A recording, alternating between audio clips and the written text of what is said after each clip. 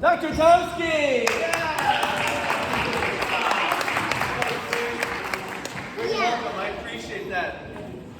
So today, I'd like to share with you a story which actually has a Rosh Hashana theme.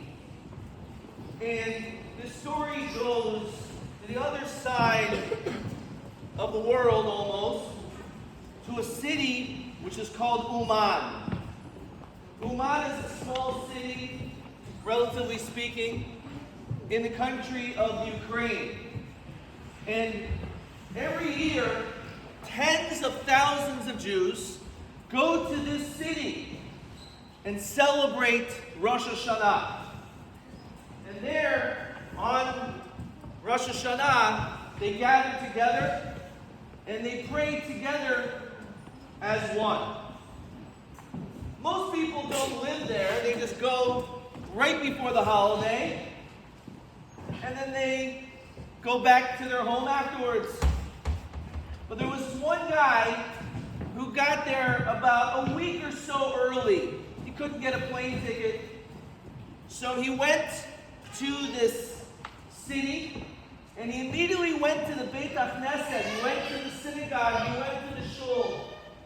And he noticed that there was this man who was dressed in beautiful attire, and he was wearing this furry hat, which is called a shtreimel.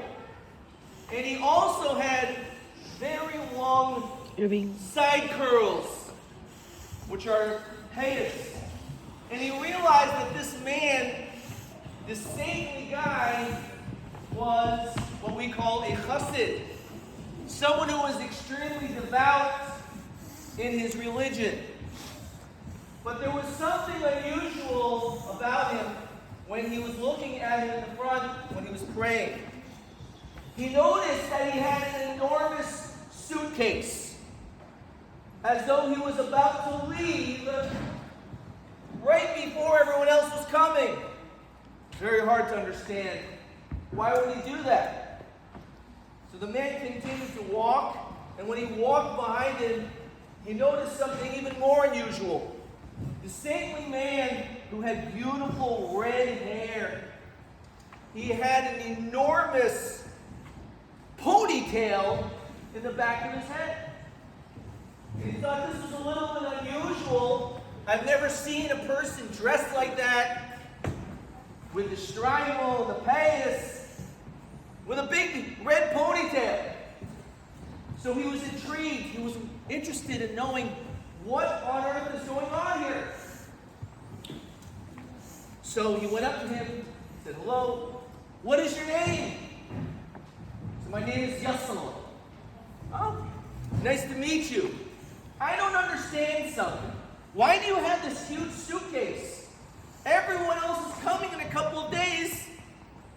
Why are you about to leave?" He said, "It's a long story, it's a long story." He goes, I want to know. "Okay, let me tell you.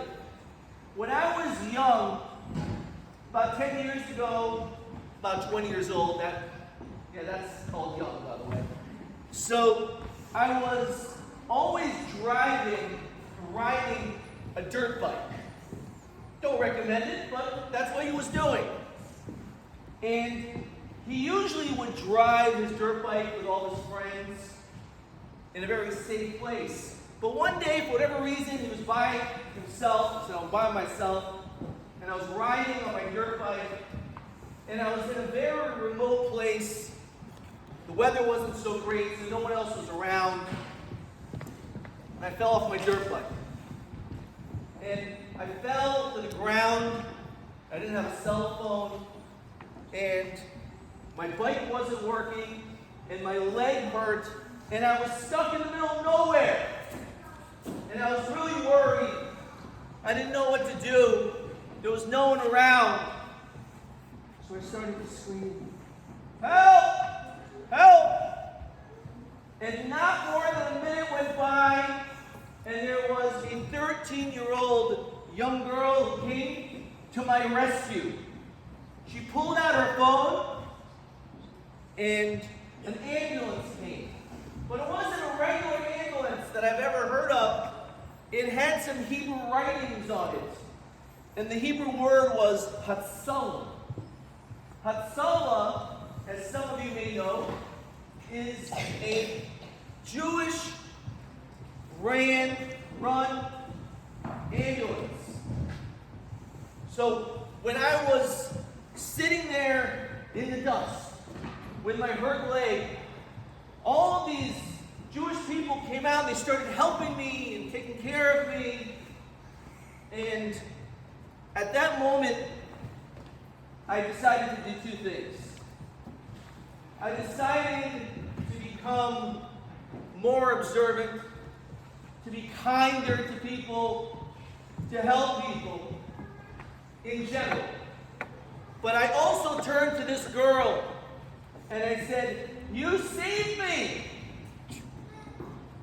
What can I do to help you?" She said, "I'm fine. You don't have to bother me. Everything's okay. I just made a phone call." So he said, "I promise you one day, if you're in need of anything, I'll be there for you." So the man listened to the story. He said, "That's a great story. Thank you so much. But what does that have to do with a suitcase?" And hope you don't mind me asking, what's the deal with the ponytail? Why do you have some long ponytail? Let me tell you. I was always in touch with this girl. And one day, when she was a little bit older, she was sad. And I asked her what's wrong. And she said that I'm going through a procedure. I have something in which this procedure will cause me to lose all of my hair.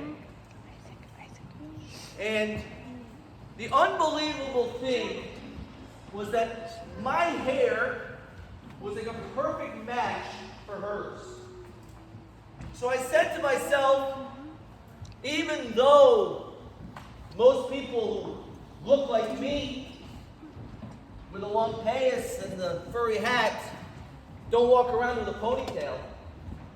But at that moment, I decided I'm going to let my hair grow out. So that moments later, I'm going to go with my suitcase. I know it's before Rosh Hashana, but I'm going back to New York. Because I was waiting for months and months until now is the right time. My hair is long enough, and they're going to be able to trim it and make a special wig for her, so that she may be able to keep her dignity. And when this man heard the story, he was so taken, he was so powerful, because he realized something which is so important for us on Rosh Hashana as we come to these days. First of all, the unbelievable act of kindness that this man did. That he was thinking so much for this person. And that's an unbelievable thing that we could do as well. Now, the act of kindness does not have to be necessarily that we have to do something as amazing as him. But we can do small things too. It could be as simple as saying good morning to your friend, or at lunch for you to say, would you like to sit next to me? All of these things which seem to be small are actually very, very big.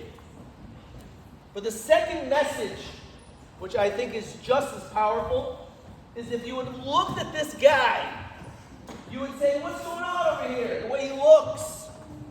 It's easy to judge him. It would be easy to judge us.